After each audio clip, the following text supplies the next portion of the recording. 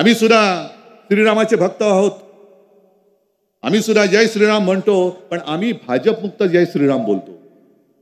भाजप मुक्त जय श्रीराम। कोणी तुम्हाला बोलेल जय श्रीराम, होय भाजप मुक्त जय श्रीराम, कारण श्रीराम ही कोणाची खासगी प्रॉपर्टी नाही।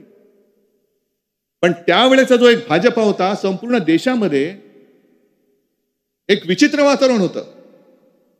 कोणी कोणाला, म्हणजे भाजप आणि शिवसेना अख्ख्या देशात अस्पृश्य होते राजकारणामध्ये, एकमेकाच्या जवळ यायला कोणी तयार नव्हते। त्या काळामध्ये मोदीजी पहिला तुम्हाला भाजपला तारलं असेल ते माझ्या महाराष्ट्रामध्ये माझ्या वडिलांनी हिंदू हृदय सम्राट शिवसेना प्रमुखांनी तारलेलं आहे, आणि त्यांचा मी सुपुत्र आहे।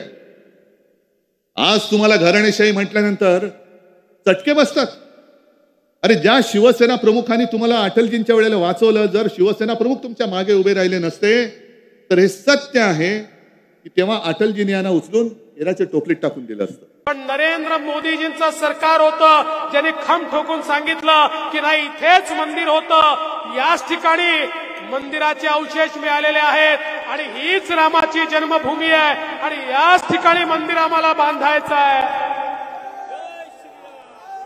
सरकारने ही भूमिका घेतली म्हणून सुप्रीम कोर्टाचा निर्णय आला।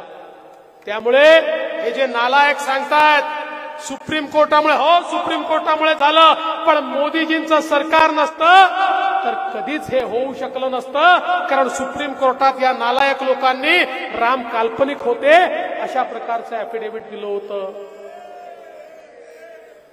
आणि आता मुंबईमध्ये काही फेक रामभक्त फिरतायत, जाऊन भाषणं करतायत, जोर जोरात बोलतायत, स्वतःला रामभक्त सांगतायत, आम्हीच तोडली म्हणून सांगतायत।